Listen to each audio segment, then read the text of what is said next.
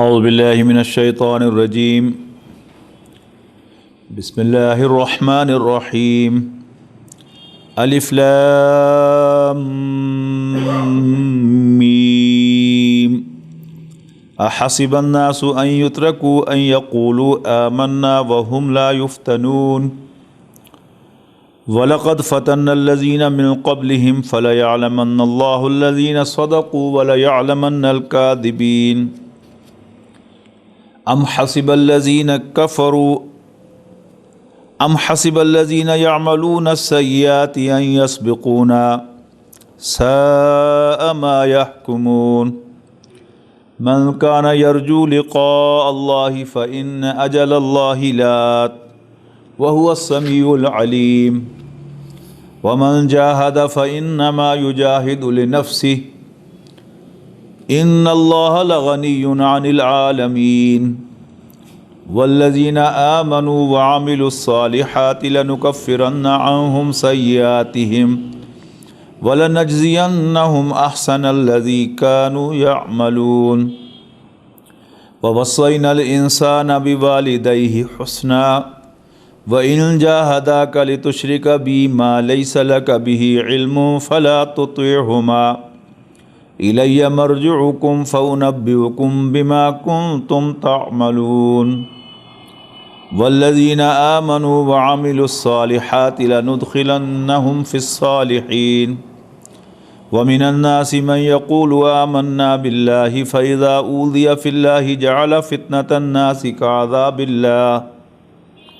وَلَئِن جَاءَ نَصْرٌ مِّن رَّبِّكَ لَيَقُولُنَّ إِنَّا كُنَّا مَعَكُمْ أَوَلَيْسَ اللَّهُ بِأَعْلَمَ بِمَا فِي صُدُورِ الْعَالَمِينَ وَلَيَعْلَمَنَّ اللَّهُ الَّذِينَ آمَنُوا وَلَيَعْلَمَنَّ الْمُنَافِقِينَ وَقَالَ الَّذِينَ كَفَرُوا لِلَّذِينَ آمَنُوا اتَّبِعُوا سَبِيلَنَا وَلْنَحْمِلْ خَطَايَاكُمْ وَمَا هُمْ بِحَامِلِينَ مِنْ خَطَايَاهُمْ مِنْ شَيْءٍ إِنَّهُمْ لَكَاذِبُونَ وَلَيَحْمِلُنَّ أَثْقَالَهُمْ وَأَثْقَالًا مَعَ أَثْقَالِهِمْ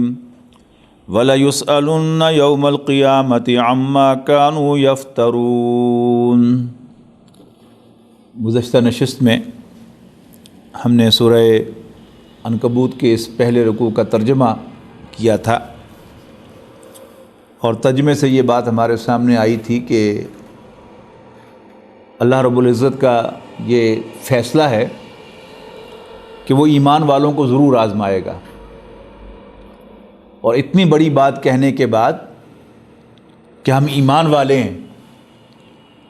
اور ایمان والے کا مطلب آپ کو معلوم ہے، ایمان اصل میں نام ہے اللہ کے رسولوں کو اللہ کا رسول ماننے کا۔ ویسے تو اللہ پر ایمان بھی ایمان کا ایک بہت اہم جز ہے، اور ایمان بالآخرت بھی ایمان کا بہت اہم جز ہے، لیکن ان کلاسیکل ٹرمز مومن وہی کہلاتا ہے کہ جو اللہ کے بھیجے ہوئے پیغمبر کو اللہ کا پیغمبر، اللہ کا رسول مان کر اس کے اتباع کا فیصلہ کرتا ہے، پھر اللہ کو بھی مانتا ہے جیسے وہ رسول بتائے کہ اللہ کو ماننا ہے، اور آخرت کو بھی مانتا ہے جیسے اللہ کا وہ رسول بتائے کہ آخرت کو کیسے ماننا ہے۔ تو اس کانٹیکسٹ میں آپ پڑھیں کہ یہ ایک بہت بڑا سٹیٹمنٹ ہے کہ میں کسی شخص کو، کسی انسان کو اللہ کا رسول مانتا ہوں، اور اس کی اس اتھارٹی کو تسلیم کرتا ہوں کہ یہ اللہ کا بھیجا ہوا ہے، جو یہ کہے گا وہ اللہ کی طرف سے ہوگا، جو کام کرنے کو کہے گا وہ کروں گا، اور جس سے وہ روکے گا اس سے باز آ جاؤں گا۔ یہ بات کہنے کو تو اتنی بڑی نہیں ہے، لیکن تاریخ یہ بتاتی ہے کہ یہ قول ٹھنڈے پیٹوں برداشت نہیں کیا گیا، اور یہ بات کہنے والوں کو، اس بات کا اعلان کرنے والوں کو ہمیشہ بہت ٹف ٹائم دیا گیا، اور انہیں موقع دیا گیا کہ وہ اپنی صبر و استقامت سے بتائیں کہ وہ واقعی اپنے دل کی گہرائیوں سے اللہ کے اس پیغمبر کو اللہ کا پیغمبر، اللہ کا بھیجا ہوا رسول مانتے ہیں۔ اول روز سے، یعنی تاریخ انبیاء کو آپ دیکھ لیں، رسولوں کے اس پاک باب کو آپ کھول کر تاریخ میں سے دیکھ لیں، آپ کو یہ نظر آئے گا کہ پیغمبروں کے ساتھیوں کو ہمیشہ ایذائیں پہنچائیں گئیں، انہیں تکالیف سے دوچار کیا گیا، کبھی تو انہیں زندہ جلایا گیا، کبھی ان کے جسم سے گوشت زندہ حالت میں نوچا گیا، غرض انہیں مجبور کیا گیا کہ وہ اللہ کے پیغمبروں اور ان کی لائی ہوئی خبروں کا انکار کریں۔ قرآن مجید نے اس مضمون کو بہت واضح کیا ہے اور متعدد مقامات پر اس کو مختلف اسالیب سے واضح کیا ہے۔ جیسے یہاں فرمایا کہ کیا لوگ یہ سمجھتے ہیں کہ یہ کہنے کے بعد کہ ہم ایمان لے آئے ہیں، ہم ایمان والے ہیں، چھوڑ دیے جائیں گے؟ وَهُمْ لَا يُفْتَنُونَ، اور انہیں ٹیسٹ نہیں کیا جائے گا، انہیں آزمایا نہیں جائے گا، جبکہ ہم نے ان سے پہلوں کو تو خوب آزمایا، ٹھوک بجا کے دیکھا، جھنجھوڑ کے دیکھا، تاکہ جھوٹے اور سچے الگ الگ ہو جائیں، ہم جان لیں، ہم علیحدہ کر لیں سچوں کو جھوٹوں سے۔ یعنی ایمان کا دعویٰ کرنے والے بہت سے آئیں گے، لیکن ان میں سے سچے صرف وہی ہوں گے کہ جو اس دعوے پر ثابت قدم رہیں گے، کچھ بھی کر دیا جائے لیکن وہ اس سے پیچھے نہ ہٹیں۔ اللہ تعالیٰ بڑے بڑے مصائب تو ہر وقت نہیں بھیجتا، لیکن اللہ تعالیٰ اس ٹیکسٹ سے، اس امتحان سے، اس آزمائش سے کسی کو بھی ایگزمپٹ نہیں کرتا۔ سورہ بقرہ میں، سورہ بقرہ کا 19واں رکوع بڑا اہم ہے کہ سورہ بقرہ کے پہلے 20 رکوع میں خطاب جو ہے وہ اصلاً اہل کتاب سے ہے، اور ان میں سے بھی خاص طور پر یہود سے ہے۔ 19ویں رکوع سے مسلمانوں سے خطاب شروع ہوا ہے، اور پڑھتے ہی جو پہلی بات کہی ہے وہ کیا ہے؟ یا ایھا الذین آمنوا، یا ایھا الذین آمنوا استعینوا بالصبر والصلاۃ، اے ایمان والو صبر کر کے اور نماز پڑھ کے اللہ تعالیٰ کی مدد حاصل کرو۔ ان اللہ مع الصابرین، یقیناً اللہ تعالیٰ صبر کرنے والوں کے ساتھ ہے۔ اس کے بعد فرمایا وَلَا تَقُولُوا لِمَن يُقْتَلُ فِي سَبِيلِ اللَّهِ أَمْوَاتٌ، جو اللہ کے راستے میں قتل کر دیے جائیں انہیں مردہ نہ کہو۔ یعنی یہ اصل میں اشارہ ہے کہ اس راستے میں قتل کی نوبت بھی آئے گی۔ وہ جو غالب نے کہا تھا کہ جس کو ہو جان و دل عزیز اس کی گلی میں جائے کیوں؟ جس کو اپنی جان زیادہ عزیز ہے اسے یہ بڑا رزق لینا ہی نہیں چاہیے، لیکن اگر وہ ایمان لایا ہے، اتنا بڑا کلمہ اس نے زبان سے کہا ہے، تو پھر اسے اپنے اس کلمے کو سچا ثابت کرنے کے لیے ہر قسم کی پرسیکیوشن، ہر قسم کی ٹیمپٹیشن، ہر قسم کا لالچ اور ہر قسم کے تشدد کے لیے تیار رہنا چاہیے۔ یہ امتحان جو ہے یہ دو طرح کا ہوتا ہے۔ اہل ایمان کو لالچ بھی دیا جاتا ہے تاکہ وہ نبیوں کا ساتھ چھوڑ دیں، اور اہل ایمان کو ستایا بھی جاتا ہے تاکہ وہ نبیوں کا ساتھ چھوڑ دیں۔ لیکن بہرحال تاریخ انسانی اس پر گواہ ہے کہ ہر دور میں ہر نبی کے کچھ حواری، کچھ ساتھی ایسے ضرور آئے ہیں کہ جنہوں نے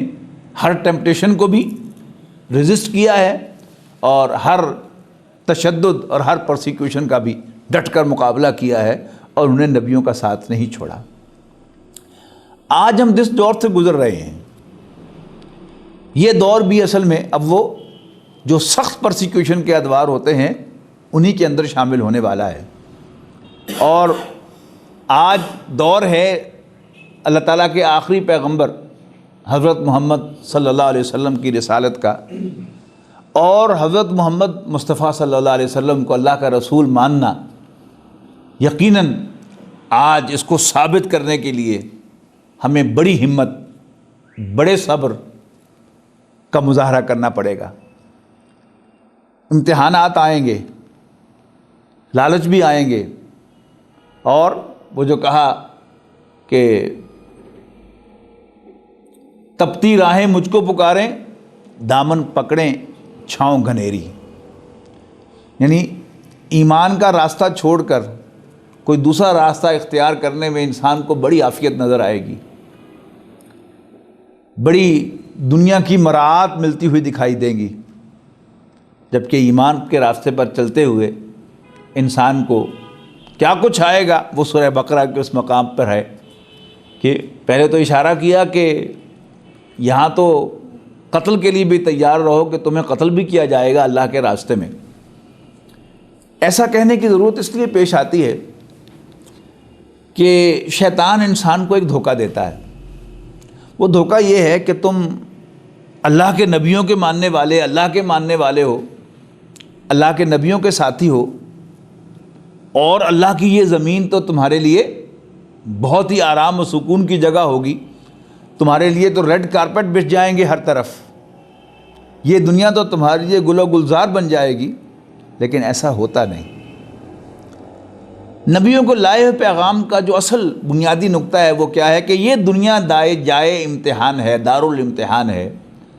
عیش و آرام کی جگہ جو ہے وہ جنت ہے، لہذا یہاں پر عیش و آرام کے تلاش کرنے والے وہ ہمیشہ ٹھوکر کھائیں گے اور انہیں یہاں پر عیش و آرام نہیں ملے گا، اور اگر وہ ایمان کے راستے پر عیش و آرام کے سائے میں پناہ لیں گے تو در حقیقت وہ شیطان کے ٹریپ میں آ جائیں گے اور گمراہ ہو جائیں گے، جس کا انہیں احساس بھی نہیں ہوگا۔ تو آگے جا کے فرمایا وَلَنَبْلُوَنَّكُمْ بِشَيْءٍ مِّنَ الْخَوْفِ وَالْجُوعِ وَنَقْصٍ مِّنَ الْأَمْوَالِ وَالْأَنفُسِ وَالثَّمَرَاتِ، ہم تمہیں لازماً آزما کر رہیں گے، کچھ دے کر، من الخوف، خوف میں سے، والجوع اور بھوک میں سے، ونقص من الاموال والانفس والثمرات، اور تمہیں نقصان دے کر تمہارے اموال کا، پراپرٹیز کا، والثمرات والانفس اور تمہاری جانوں کا نقصان، والثمرات اور تمہاری پروڈیوس کا نقصان، پھلوں کا نقصان، میووں کا نقصان، یہ سب کچھ ہوگا۔ یعنی یہ انفس جو کہا ہے کہ تمہاری انفس کا نقصان جمع کے صیغے میں، یعنی تمہیں خود بھی اپنی جان کے لالے پڑ سکتے ہیں، اور تمہارے قریبی اعزاء وہ بھی مارے جائیں گے، ان کی جانیں بھی لی جائیں گی چمیں وہاں سے ہٹانے کے لیے۔ اور یہ انسان کا معاملہ بڑا عجیب ہوتا ہے کہ بڑے بڑے استقامت والے لوگ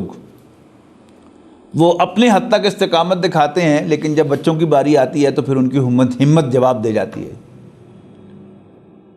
یعنی عام دنیاوی معاملات کے اندر بھی آپ دیکھیے کہ بہت سے اساتذہ وہ بڑے اسٹرکٹ ہوتے ہیں، کسی کی سفارش نہیں مانتے، اور امتحانوں میں بڑی دیانتداری کے ساتھ مارکنگ کرنے والے، لیکن جب ان کا اپنا بچہ جو ہے FSC کا امتحان دیتا ہے تو پھر ان کے سارے اصول جو ہیں وہ ٹوٹ جاتے ہیں الا ماشاء اللہ، اور وہ بچے کے نمبر لگوانے کے لیے اور انفیئر مینز استعمال کرنے کے لیے گھر سے نکل پڑتے ہیں۔ اسی طرح بہت سے لوگ ہیں کہ جو خود تنگی برداشت کرتے ہیں،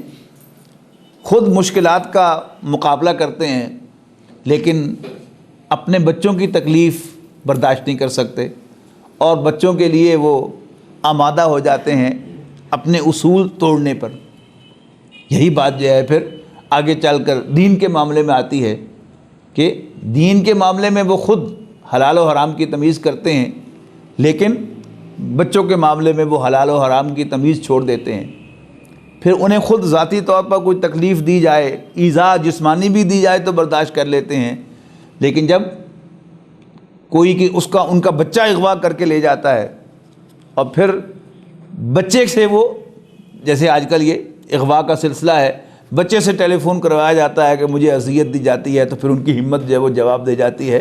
تو یہاں بڑی زبردست آیت ہے کہ وَلَنَبْلُوَنَّكُمْ بِشَيْءٍ مِّنَ الْخَوْفِ وَالْجُوعِ وَنَقْصٍ مِّنَ الْأَمْوَالِ وَالْأَنفُسِ وَالثَّمَرَاتِ، ہم تمہیں آزما کر رہیں گے، ضرور بے ضرور تمہیں کچھ دے کر۔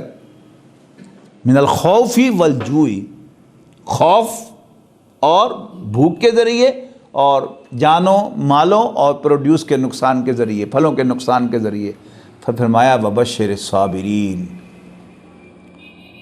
اور خوشخبری دے دو صبر کرنے والوں کو۔ صبر کے بارے میں یہ بات جو ہے وہ ہمیں ذہن میں رکھنی چاہیے کہ عربی زبان میں لفظ صبر انگریزی کے دو مفاہیم کو کور کرتا ہے۔ ایک مفہوم ہے پیشنس کا، اور ایک مشہور مفہوم ہے اسٹیڈ فاسٹنس کا۔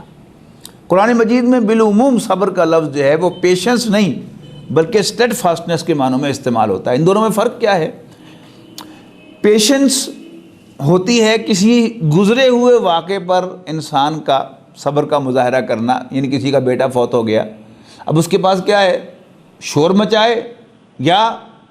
صبر کرے، بیٹا تو واپس آ نہیں سکتا۔ دوسرا اسٹیڈ فاسٹنس کیا ہے کہ اسے تھریٹ کیا جائے، بعد آ جاؤ ورنہ تمہارا بچہ مار دیں گے۔ اب یہ جو ہے یہ کیا ہے، وہ کہے کہ ٹھیک ہے جو کرنا ہے کر دو، میں نہیں پرواہ کروں گا، میں اپنا اصول نہیں چھوڑوں گا یا میں اپنا دین نہیں چھوڑوں گا۔ یہ کیا ہے؟ یہ اسٹیڈ فاسٹ۔ ورڈزورتھ کی اس مشہور نظم کے اندر کہ not gold but only men can make a people great and strong, men who for truth and honor's sake steadfast and suffer long۔ تو یہ یعنی صبر کے مقابلے میں، یعنی پیشنس کے مقابلے میں اسٹیڈ فاسٹنس جو ہے وہ زیادہ بڑی شے ہے، اور قرآن مجید ان آیات کے اندر جو اصل تقاضا کرتا ہے وہ اسٹیڈ فاسٹنس ہی کا کرتا ہے۔ اگرچہ وہ بھی قرآن مجید کی ایک ڈائریکشن میں سے ایک ڈائریکشن ہے کہ انسان اللہ کے کیے پر صبر کرے، لیکن اس صبر کو کہ جو مصیبت آنی ہے اس میں انسان صبر کرے یا نہ کرے اس سے کوئی فرق نہیں پڑتا۔ سورہ طور کے اندر اس کو باقاعدہ یعنی جہنم کے اعتبار سے، اہل جہنم کے اعتبار سے ذرا ایک نیگیٹو سینس میں کہا گیا ہے کہ جہنم والوں سے کہا جائے گا فَاصْبِرُوا أَوْ لَا تَصْبِرُوا سَوَاءٌ عَلَيْكُمْ، تم یہاں پر شور مچاؤ یا چپ رہو، یہ تمہارے لیے برابر ہے، اس لیے کہ آج تمہیں اپنے اعمال کی سزا لینی ہے، بھگتنی ہے۔ تو فرمایا الف لام میم، بلکہ سورہ بقرہ ہی کی ایک آیت اور بھی میں سنانا چاہتا ہوں آپ کو۔ فرمایا مسلمانوں کو خطاب کرتے ہوئے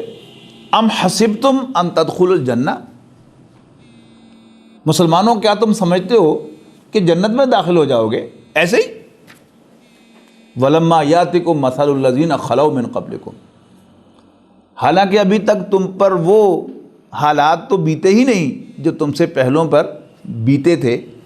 کیا حالات تھے؟ مَسَّتْهُمُ الْبَأْسَاءُ وَالضَّرَّاءُ وَالزُّلْزِلُوا، انہیں بھوک آئی، انہیں جسمانی اذیت پہنچائی گئی، وَالزُّلْزِلُوا، اور وہ ہلا مارے گئے، they were shaken well، حتیٰ یقول الرسول والذین آمنوا معہ متی نصر اللہ، یہاں تک کہ چیخ اٹھے اللہ کے رسول اور ان کے ساتھ ایمان لانے والے بھی متی نصر اللہ، کہ اللہ کی مدد کب آئے گی؟ یس الا ان نصر اللہ قریب، یس اللہ کی مدد قریب ہے۔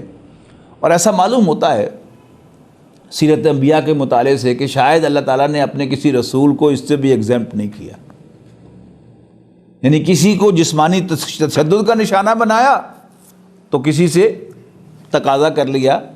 کہ اپنے بیٹے کے گلے پہ چھری چلا دو اگر تم واقعی مجھے اپنا رب مانتے ہو۔ حضرت ابراہیم علیہ السلام نے وہ بھی کر کے دکھا دیا۔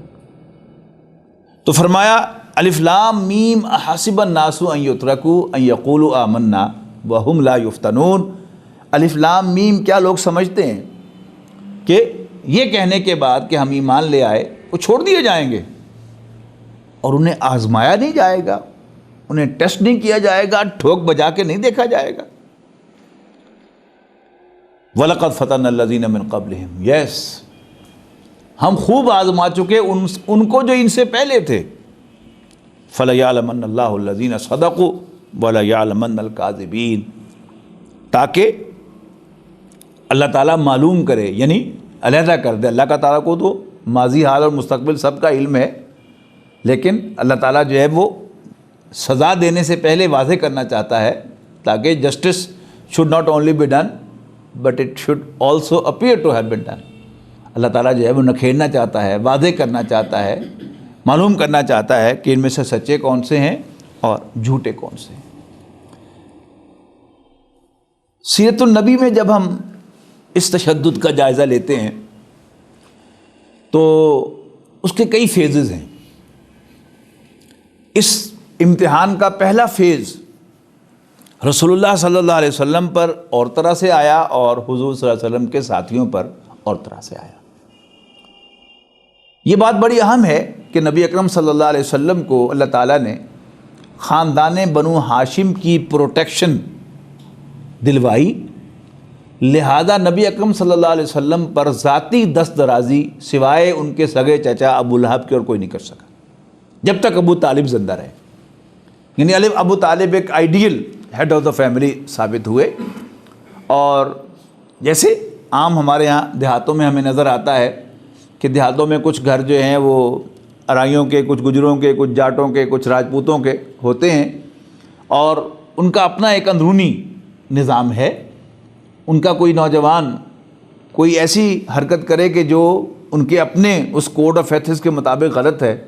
تو خاندان کے اندر تو اس سے اختلاف کرتے ہیں، لیکن خاندان سے باہر پورا کا پورا خاندان اس کی پشت پر کھڑا ہوتا ہے. خبردار ہمارے بچے کو ہاتھ لگایا تو تھانے میں اس کے پیچھے جاتے ہیں، کچہری میں اس کے پیچھے جاتے ہیں، سپریم کورٹ پر بھی تک بھی جانا پڑے تو اس کے پیچھے جاتے ہیں کہ یہ ہمارا بچہ ہے. تو ابو طالب خاندان کے سربراہ تھے. انہوں نے ایک آئیڈیل سربراہ خاندان کا کردار ادا کرتے ہوئے قریش کو الاؤ نہیں کیا کہ تم محمد کو ہاتھ بھی لگاؤ. خود کنونس کرنے کی کوشش کی. جب بوڑھے ہو گئے، آخری جو ڈیلیگیشن آیا ہے، یعنی وقتاً فوقتاً قریش کوشش کرتے رہے کہ کسی طرح ابو طالب بیچ میں سے ہٹ جائے. یعنی ابو طالب کے ہٹنے کا مطلب کیا ہے؟ بنو ہاشم بیچ میں سے ہٹ جائیں. لیکن ابو طالب نے ان کی کوئی پیشکش قبول نہیں کی. بڑی بڑی یعنی مضحکہ خیز پیشکشیں بھی انہوں نے کی. اس کا عتبہ بن ربیعہ جو عرب کے قریش کے سرداروں میں سے ایک بہت بڑا سردار تھا، اس کا ایک بڑا ہینڈسم بیٹا تھا. تو قریش پیشکش لے کے آئے ابو طالب کے پاس کہ تم محمد ہمیں دے دو اور اس کی جگہ پر یہ نوجوان جو ہے تم لے لو. تو ابو طالب نے ان سے کہا، واہ، جو کہتے ہیں نا پنجابی میں، سیانے بڑے ہو تسی کہ میں تمہارے بچوں کو پالوں پوسوں اور تم میرے بچے کو قتل کر دو، بڑے ہو. پھر آخر میں جو انہوں نے پیشکش کی ہے بالکل ابو طالب کی موت سے قبل کہ بہت ہو گئی، پوچھو بھتیجے سے کیا چاہتا ہے. یہ کیا تھا؟ یہ ٹیمپٹیشن تھی. میں نے کہا نا کہ دو قسم کے ہوتے ہیں امتحانات، ٹیمپٹیشن بھی ہوتی ہے، تشدد بھی ہوتا ہے. تو یہ آخر میں کیا تھی؟ ٹیمپٹیشن آئی کہ پوچھو اس سے کیا چاہتا ہے. جس عورت سے چاہے ہم اسے اس کی شادی کرا دیتے. مال کتنا چاہیے اسے بتائے، ہم اسے مالا مال کر دیتے ہیں. اور اگرچہ ہمارے مزاج میں نہیں ہے، لیکن اگر یہ بادشاہ بننا چاہتا ہے تو بتائے بادشاہ بن جائے، لیکن یہ کلیم چھوڑ دے کہ میں اللہ کا رسول ہوں، اور یہ کہنا چھوڑ دے کہ قرآن مجید اللہ کا کلام ہے اور اللہ ہمارا رب ہے، اور یہ زندگی کل زندگی. یعنی وہ جو تین حضور صلی اللہ علیہ وسلم کے بنیادی کلیمز تھے، تصورات تھے جن کو آپ پروپیگیٹ کر رہے تھے، ان سے باز آ جائے، باقی جو مرضی کر لے، بادشاہ بن جائے گا، عیش کرے گا. تو ابو طالب جب آئے ہیں رسول اللہ صلی اللہ علیہ وسلم کے پاس، یعنی یوں سمجھیے کہ ڈرائنگ روم میں بیٹھک میں وہ آئے بات کرنے کے لیے، ابو طالب پھر اندر آئے ہیں حضور صلی اللہ علیہ وسلم سے بات کرنے کے لیے، اور کہا ہے کہ بھتیجے مجھ پر اتنا بوجھ نہ ڈال، میں بوڑھا ہو گیا ہوں کہ جس کو میں اٹھا نہ سکوں. اور پھر ان کے سامنے وہ قریش کی پیشکش رکھی ہے تو اس وقت حضور صلی اللہ علیہ وسلم کی آنکھوں میں بھی آنسو آئے ہیں اور کہا ہے چچا جان یہ تو بڑی گھٹیا پیشکش لے کے آئے ہیں، وہ میرے ایک ہاتھ پہ لا کے سورج رکھ دیں اور ایک ہاتھ پہ لا کے چاند رکھ دیں، پھر بھی میں اس مشن سے باز آنے والا، اس کلیم سے بیک آؤٹ ہونے والا نہیں ہوں۔ اس کے بعد جلد ہی ابو طالب کا ہو گیا انتقال، اور اس کے بعد پھر ابو لہب خاندان کا سربراہ بن گیا جو پہلے ہی دشمن تھا، اور اس نے آتے ہی نبی اکرم صلی اللہ علیہ وسلم کو خاندان بنو ہاشم سے نکال دیا۔ پھر کیا ہوا؟ پھر حضور صلی اللہ علیہ وسلم پر بھی وہ دوسرا جسمانی تشدد کا فیض آیا کہ جب ابو طالب نے آتے ہی خاندان بنو ہاشم سے نکال دیا، اور پھر اس کے بعد قریش نے نبی اکرم صلی اللہ علیہ وسلم کے قتل کا فیصلہ کر لیا، تو رسول اللہ صلی اللہ علیہ وسلم نے مکے کے کچھ سرداروں سے پناہ طلب کی، لیکن ان میں سے کسی نے پناہ نہ دی۔ پھر نبی اکرم صلی اللہ علیہ وسلم طائف تشریف لے گئے اور وہاں کے 3 سرداروں سے آپ نے پناہ طلب کی، لیکن نہ صرف یہ کہ انہوں نے پناہ نہ دی بلکہ حضور صلی اللہ علیہ وسلم کا مذاق بھی اڑایا، آپ کو جھوٹا بھی قرار دیا، اور گاؤں کے جو اوباش نوجوان تھے انہیں پیچھے لگا دیا کہ ذرا ان کی خبر لو۔ انہوں نے رسول اللہ صلی اللہ علیہ وسلم کی پنڈلی کی ہڈی کو نشانہ بنا کر آپ پر پتھراؤ کیا، اور آپ کو معلوم ہے کہ چلتے ہوئے ذرا پنڈلی کسی فرنیچر کے کونے سے ٹکرا جائے تو جان نکل جاتی ہے انسان کی۔ وہاں کیا ہوا؟ ایک نہیں سینکڑوں پتھر مارے گئے اور نشانہ باندھ باندھ کر مارے گئے، جس سے حضور صلی اللہ علیہ وسلم کی پنڈلی مبارک لہو لہان ہوئی، اتنا خون اس میں سے بہہ گیا کہ آپ کے پاؤں مبارک آپ کے جوتوں کے اندر جا کر جم گئے، آپ پر غشی طاری ہوئی کمزوری کی وجہ سے۔ آپ بیٹھے تھوڑی دیر کے لیے، لیکن 2 نوجوان آئے، انہوں نے آپ کی بغلوں میں ہاتھ ڈالا اور آپ کو اٹھا کر کہا کہ یہاں نہیں بیٹھو، چلو بھاگو یہاں سے۔ آپ کے ساتھ آپ کے خادم حضرت زید بن حارثہ، آپ کے خادم زید بن حارثہ رضی اللہ تعالیٰ عنہ ساتھ تھے، وہ آپ کو لے کر ایک باغ میں آئے ہیں، وہاں آپ کو ذرا کچھ ہوش آیا ہے، اور پھر آپ نے اللہ تعالیٰ سے وہ کلام جو کیا ہے وہ اصل میں رسول اللہ صلی اللہ علیہ وسلم کا شکوہ ہے، کہ وہ جو سورہ بقرہ کی آیت میں نے سنائی ہے کہ حتیٰ یقول الرسول والذین آمنوا معہ، یہاں کے پکار اٹھے، چیخ اٹھے اللہ کے رسول بھی اور ان کے ساتھ ایمان لانے میں بھی۔ تو اللہ تعالیٰ سے حضور صلی اللہ علیہ وسلم نے شکوے کے انداز میں کہا کہ اے اللہ، اللہم الیک اشکو ضعف قوتی وقلت حیلتی وہوانی علی الناس، کہ اللہ میں تجھ سے شکایت کرتا ہوں قوت کی کمزوری، وسائل کی کمی اور لوگوں کے حوالے کیے جانے کا۔ الا من تقلنی، مجھے کس کے حوالے کر دیا؟ ایک ایسے دشمن کے حوالے کر دیا جس میں کوئی رحم نہیں ہے، اور تو نے ملکتا امری، انہیں میرے اوپر اختیار بھی دے دیا ہے۔ یہ کیا مطلب ہے کہ اگر تو نہ چاہتا تو مجھے ایک پتھر بھی نہ لگتا، لیکن تو نے انہیں اختیار بھی دے دیا ہے، کام بھی میں تیرے گیا تھا اور تو نے میری پروٹیکشن بھی نہیں کی۔ ٹھیک ہے، تو مالک ہے، اگر تم مجھ سے ناراض نہیں ہے تو پھر مجھے کوئی پرواہ نہیں ہے، اس لیے کہ یہ شکوہ بھی میرا اور آپ کا شکوہ تو نہیں تھا، اللہ کے رسول صلی اللہ علیہ وسلم کا شکوہ تھا۔ یہ شکوہ بھی محبت بھرا ہی تھا۔ وہ کیا شکوہ ہے کہ آخر میں پھر کہہ دیا کہ اگر تم مجھ سے ناراض نہیں ہے تو پھر مجھے کوئی شکایت نہیں ہے، پھر مجھے کوئی پرواہ نہیں ہے۔ تو کہنے کو شکوہ ہے، لفظ شکوہ آیا ہے، لیکن اس کو واقعتاً شکوہ آپ کہہ نہیں سکتے، لیکن بہرحال پکار آ گئی، حتیٰ یقول الرسول والذین آمنوا معہ متی نصر اللہ۔ اس کے مقابلے میں رسول اللہ صلی اللہ علیہ وسلم کی اس دعوت کے نتیجے میں جب بھی کوئی نئی دعوت، خاص طور پر کوئی انقلابی دعوت اٹھتی ہے،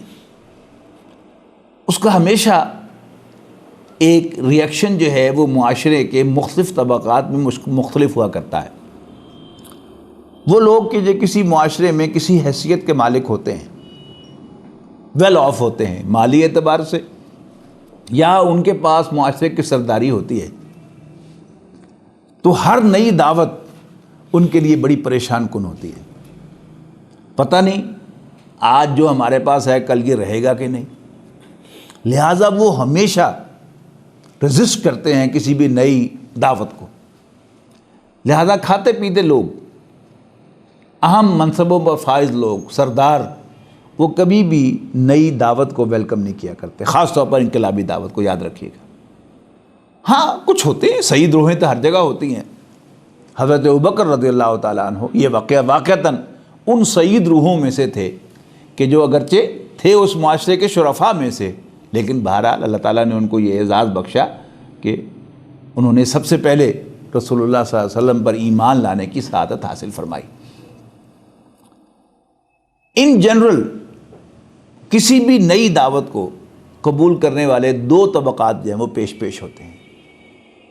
ایک تو جو پسے ہوئے طبقات ہوتے ہیں کسی بھی معاشرے میں، جن کی کوئی حیثیت نہیں ہوتی، انہیں ایک امید کی کرن نظر آتی ہے کہ شاید یہ نئی دعوت جو ہے یہ ہمارے لیے کوئی خیر کا پیغام لائے، لہذا ان میں سے ایک اچھی خاصی تعداد جو ہے وہ نئی دعوت کو ویلکم کرتی ہے اگر واقعی ان کو کلک کرے، یعنی کوئی ان کے پاؤں کی بیڑی نہیں ہوتی۔ ایک تو دعوت جو ہے وہ اپیل کرتی ہے کہ یس بہت عمدہ بات ہے، اور پھر دوسرا وہ کہتے ہیں کہ جی پہلے ہی ہم پچھ رہے ہیں اور کیا ہو جائے گا ہمارے ساتھ۔ وہ لطیفہ ہے نا کہ کوئی حوالدار جو ہے پولیس کا، وہ خانپور کی آخری جو پنجاب کی چوکی ہے وہ اس میں اس کی پوسٹنگ ہو گئی، تو وہاں سے ایس پی کا گزر ہوا، تو اس نے اٹھ کر انہیں سلوٹ بھی نہیں کیا ایس پی کو۔ تو بعد نے کہا اے مارا جائے گا تو، اس نے کہا جی پہلے بھی میں آخری چوکی پر ہوں پنجاب کی، تو اور مجھے وہ کہاں پھینکیں گے، واپس ہی کہیں میرے گھر کے قریب لے کے جائیں گے نا، تو مجھے کیا ضرورت ہے اس کو اٹھ کے سلام کرنے کی۔ تو جو پہلے سے پسا ہوا ہوتا ہے وہ سمجھتا ہے کہ شاید کچھ بہتر ہی ہو جائے، باقی اس سے اور زیادہ کیا خراب ہوگا۔ لہذا حضور صلی اللہ علیہ وسلم کے اولین ساتھیوں میں ایک اچھی خاصی تعداد غلاموں کی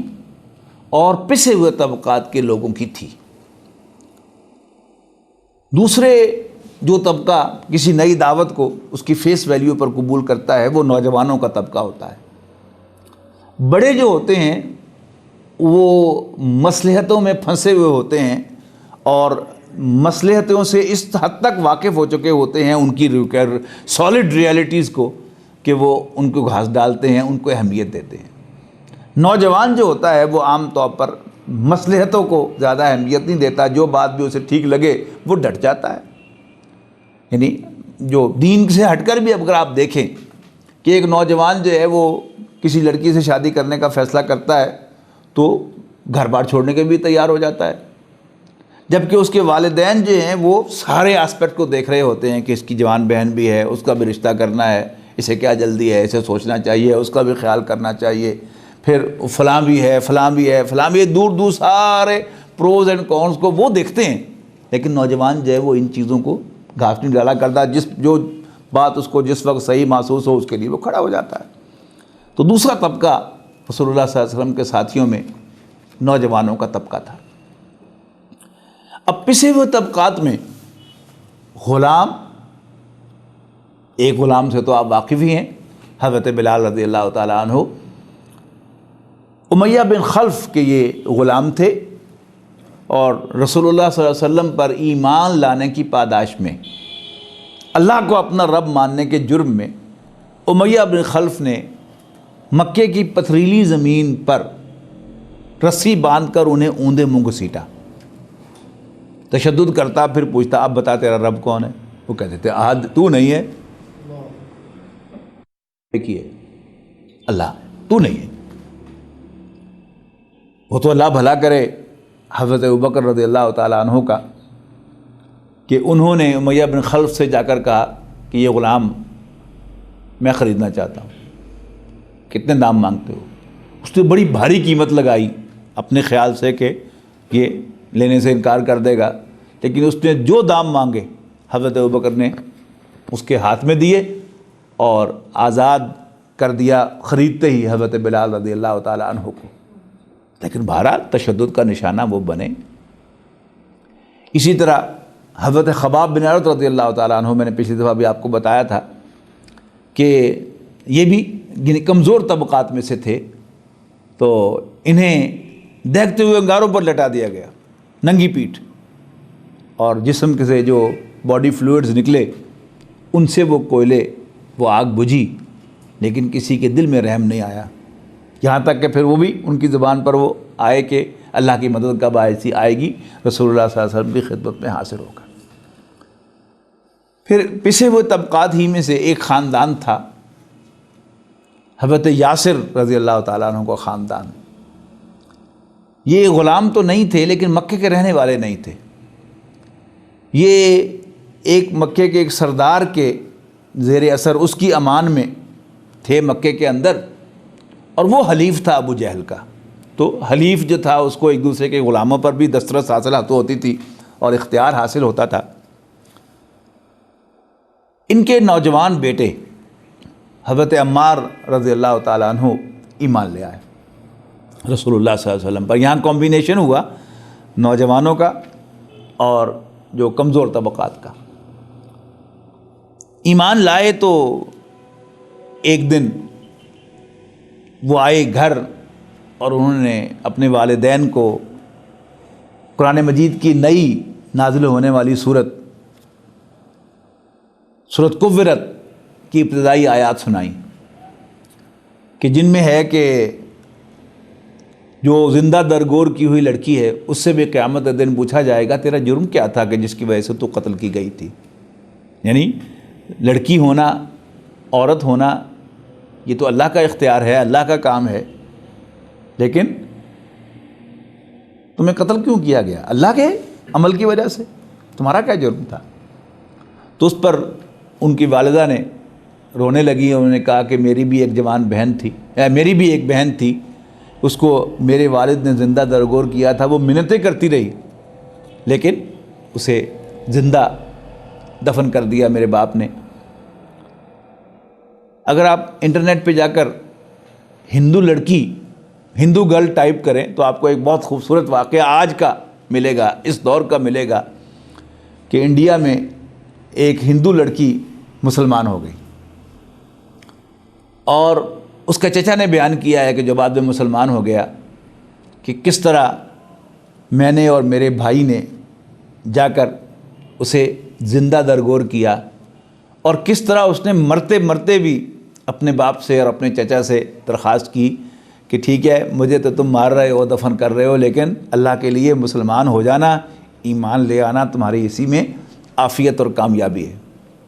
تو آج بھی وہ میں نے کہا نا کہ یہ تاریخ جو ہے آپ اس کی مسلمانوں کی اٹھا کر دیکھیں گے تو آپ کو بڑے بڑے واقعات جو ہے ملیں گے، اور مرد ہی نہیں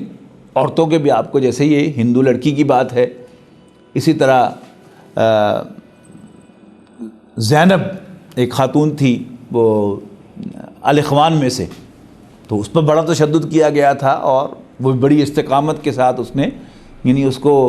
سردیوں کے دنوں میں ٹھنڈے برف کے پانی کے اندر جو ہے وہ رکھا گیا تھا، لیکن اس استقامت کے ساتھ اس نے یہ سارا پرسیکیوشن جھیلا تھا کہ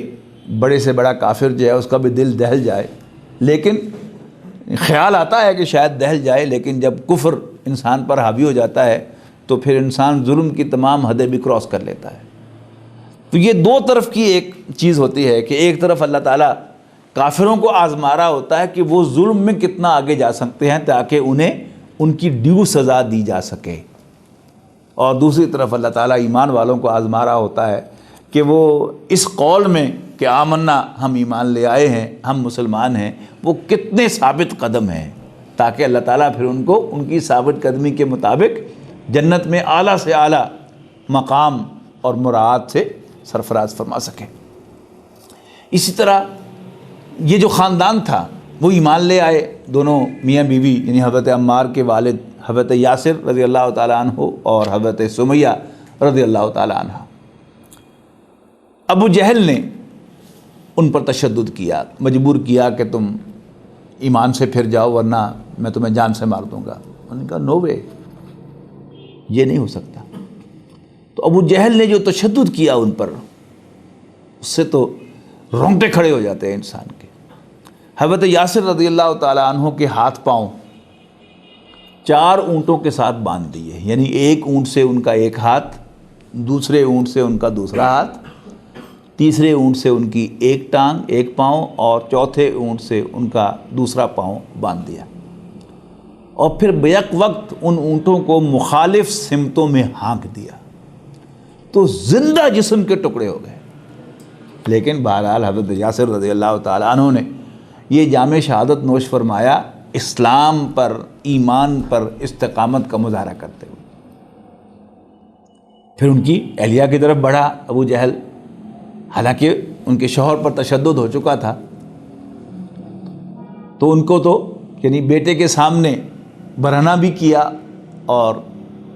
برچھا مار کر ان کی شرمگاہ میں انہیں شہید کیا، اور یہ اسلام کی پہلی شہید ہونے کا اعزاز پانے میں کامیاب ہوئی. لیکن بہرحال استقامت کا انہوں نے مظاہرہ کیا اور ایمان ہی پر انہوں نے جان دی. اسی طرح ایک نوجوان تھے حضرت مصعب بن عمیر رضی اللہ تعالیٰ عنہ. اب یہ نوجوانوں کا معاملہ ہے کہ یہ ایک بہت ہی کھاتے پیتے گھرانے سے تعلق رکھتے تھے. ان کے والد کا انتقال ہو چکا تھا. چچا نے بڑی ہی پیار سے، محبت سے، شفقت سے، ناز و نام کے ساتھ پالا ہوا تھا. ان کا جوڑا شام سے سل کے آتا تھا. جیسے جواہر لال نہرو کے بارے میں آتا ہے کہ جب تک کھدر کا لباس پہننا شروع نہیں کیا تھا تو ان کا سوٹ بھی پیرس سے سل کے آتا تھا. انڈیا کی امیر ترین فیملی، ارسٹوکریٹ فیملی تھی، وہ آسمان سے بھی سلا کے لا سکتے تھے، لیکن بہرحال پیرس سے ان کا سوٹ سل کے آتا تھا. تو اسی طرح حضرت مصعب بن عمیر رضی اللہ تعالیٰ عنہ کا جوڑا مکے میں نہیں، شام میں سلتا تھا جو پہنتے تھے. اور پرفیوم کے اتنے دل دادا تھے اور کپڑوں کو اتنا پرفیوم جسم کو لگاتے تھے کہ جس راستے سے گزر جائیں وہ راستہ بھی معطر ہو جاتا تھا اور لوگ سمجھ جاتے تھے کہ آج یہاں سے مصعب گزرا ہے رضی اللہ تعالیٰ عنہ. چچا نے منع کیا، باز آ جاؤ. انہوں نے کہا جی میں باز نہیں آ سکتا، محمد حق پر ہیں، وہ اللہ کے سچے رسول ہیں صلی اللہ علیہ وسلم. چچا نے کہا تم نے باپ کا دین چھوڑ دیا ہے تو پھر باپ کی مراد بھی چھوڑ دو. نے کہا چھوڑ دوں گا. باپ نے کہا پھر یہ گھر جو ہے یہ بھی تو تمہارے باپ، مشرک باپ کی کمائی سے ہے جس کا دین تم نے چھوڑ دیا ہے، یہ گھر بھی چھوڑ دو. تو گھر سے نکل کھڑے ہوئے. چچا نے یہ کپڑے جو پہن رکھے ہیں یہ بھی تو اسی کمائی سے ہیں، یہ بھی اتار دو. تو کپڑے بھی اتروا لیے چچا نے، اور اس حال میں یہ نبی اکرم صلی اللہ علیہ وسلم کی خدمت میں حاضر ہوئے. اور عجیب بات ہے کہ جو شخص اتنا خوش پوش تھا، اتنا خوش پوش تھا، غزوہ احد میں ان کی شہادت ہوئی ہے. اور آپ نے سن رکھا ہوگا کہ صحابہ کرام نبی اکرم صلی اللہ علیہ وسلم کی خدمت میں حاضر ہوئے اور عرض کی کہ اللہ کے رسول یہ ذہن میں رکھیے گا کہ شہید کو اسی کے کپڑوں میں دفن کیا جاتا ہے، وہی اس کا کفن ہوتا ہے. اللہ کے رسول ہمارے ایک ساتھی کے جسم پر صرف ایک ہی چادر تھی، چھوٹی سی، اس سے اگر ان کا سر ڈھانپتے ہیں تو ان کے پاؤں ننگے ہو جاتے ہیں، اور پاؤں ڈھانپتے ہیں تو سر ننگا ہو جاتا ہے. تو آپ نے فرمایا کہ سر کو چادر سے ڈھانپ دو اور پاؤں کو گھاس پھوس سے ڈھانپ دو. آپ کو معلوم ہے کہ وہ کون تھے؟ وہ یہی مصعب بن عمیر تھے رضی اللہ تعالیٰ. شادی بھی نہیں ہوئی تھی، اسی حال میں وہ گئے. اور ان کا کیا کنٹریبیوشن ہے اسلام میں یہ بھی شاید آپ کو معلوم ہوگا کہ بیعت عقبہ اولیٰ کے موقع پر جب مدینے کے لوگوں نے رسول اللہ صلی اللہ علیہ وسلم سے کسی معلم کا تقاضا کیا تو رسول اللہ صلی اللہ علیہ وسلم نے انہی کو منتخب فرمایا تھا کہ تم وہاں جا کے قرآن پڑھاؤ. اور انہوں نے کیسا قرآن پڑھایا، کس طرح گھوٹ کے پلایا، بلکہ کیسے انجیکٹ کیا یثرب کے ان کاشتکاروں کے دل میں کہ وہ کمزور لوگ وہ مکے کے سرماؤں کے سامنے ڈٹ گئے اور ان کے دشمن نمبر 1 کو پناہ دینے کے لیے کھڑے ہو گئے. اور اگلے سال گئے تو رسول اللہ صلی اللہ علیہ وسلم کے لیے یہ پیشکش لے کے گئے کہ آپ کے خاندان والوں نے آپ کو ڈس اون کر دیا ہے، آئیے ہم آپ کو اڈاپٹ کرتے ہیں، اپنے بچوں کی طرح ہم آپ کی حفاظت کریں گے. جس کے نتیجے میں ہجرت واقع ہوئی. تو یہ مصعب بن عمیر ہیں. ان کا ایک ماضی دیکھیے کہ شام سے جوڑا سل کے آتا تھا، پرفیوم اتنا ہوتا تھا کہ جس راستے سے گزر جائیں وہ معطر رہتا تھا، اور اللہ کے دین پر استقامت اتنی کہ گھر بار چھوڑا، ऐशो आराम छोड़ा, खूबसूरत लिबास छोड़ा, परफ्यूम छोड़ा, और आता है रिवायात में कि उनका जिस्म, यानी वो जिस्म के जो बड़े नरम कपड़े पहनने का आदी हो, उम्दा लिबास पहनने का आदी हो, एकदम वो धूप पर एक्सपोज होना शुरू हो जाए तो उनकी खाल ऐसे हो गई थी जैसे किसी सांप की खाल होती है। ये है इस्तिकामत। तो अहसिबन नासु अन युतरकू अन यक़ूलू आमन्ना वहुम ला युफ्तनून वलक़द फ़तन्ना अल्लज़ीना मिन क़ब्लिहिम फ़लयअलमन्ना अल्लाहु अल्लज़ीना सदक़ू वलयअलमन्ना अल-काज़िबीन अम हसिबल्लज़ीना यअमलूना सय्याति अन यस्बिक़ूना सा मा यहकुमून। यानी काफिर या अल्लाह के दीन के दुश्मन या आज जो लोग मुसलमानों को सता रहे हैं, मुसलमानों पर तशद्दुद कर रहे हैं, उन पर झूठे इल्ज़ाम लगाकर उन्हें फांसियां दिलवा रहे हैं किसी मुल्क में, और किसी मुल्क में उनके ख़िलाफ़ बमबारियां कर रहे हैं या करवा रहे हैं, क्या वो ये समझते हैं कि वो छूट जाएंगे? नो, सा मा यहकुमून। बहुत गलत फ़ैसले वो कर रहे हैं, बहुत गलत मिसअंडरस्टैंड कर रहे हैं अल्लाह ताला को। मन काना यरजू लिक़ा अल्लाह। अब ये दूसरी तरफ रुख है कि जो कोई भी अल्लाह ताला से मुलाकात की उम्मीद रखता है, यानी साहिब ईमान, फ़इन्ना अजल अल्लाहि लाआत, तो ही शुड रेस्ट एश्योर्ड, उसे यकीन रखना चाहिए, उसे एश्योर कराया जाता है कि बेशक अल्लाह की वो घड़ी जिसमें वो इनाम व इकराम से नवाजा जाएगा, उसे जन्नत में पहुंचाया जाएगा, आत आई खड़ी है। और शहीद के बारे में आपको मालूम है कि सूरह आल इमरान में, सूरह बकरा में, सूरह यासीन में ये पक्का वादा और डिस्क्रिप्शन है कि उन्हें, यानी यूं ही उनकी रूह परवाज़ करती है, उन्हें फ़ौरन जन्नत में पहुंचा दिया जाता है। बाकी लोग तो यानी क़यामत के दिन जन्नत में जाएंगे, लेकिन शहीद जो है वो सीधा जन्नत में चला जाता है, उसे खिलाया पिलाया जाता है, युर्ज़क़ून, अपने रब के पास वो रिज़्क़ पाते हैं। वह हुवा समीउल अलीम। और उन्हें याद रखना चाहिए कि अल्लाह ताला सब कुछ सुनने वाला, सब कुछ जानने वाला है। नहीं, दुनिया में ये तो हो सकता है कि आप किसी के लिए बड़ी कुर्बानियाँ दे रहे हों और उसको पता ही ना हो। अल्लाह ताला के मामले में ऐसा नहीं हो सकता कि फ़मन यामल मिस्क़ाला ज़र्रतिन खैरन यरा,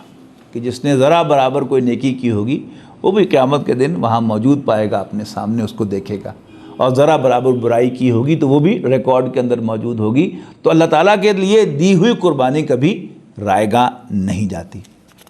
वमन जाहदा फ़इन्नमा युजाहिदु लिनफ़्सी, और जो कोई भी अल्लाह ताला के लिए मुजाहिदा करता है, जिहाद करता है, तो वो अपने ही भले को करता है। इन्नल्लाह लगनियुन अनिल आलमीन, बेशक अल्लाह ताला तमाम जहानों से बेनियाज है। यानी अल्लाह ताला के लिए जिद्दोजहद करना अल्लाह ताला पर कोई एहसान नहीं है। इंसान अपने भले को करता है, अल्लाह ताला इसका पूरा पूरा अजर देगा। तो हम अल्लाह ताला का कुछ नहीं संवारते, बल्कि हकीकत तो ये है कि ये अल्लाह ताला का हम पर एहसान है कि अगर अल्लाह ताला अपने दीन की कोई खिदमत हमसे ले ले। वल्लज़ीना आमनू व अमिलुस सालिहात, तो रहे वो लोग कि जो ईमान लाते और अच्छे अमल करते हैं,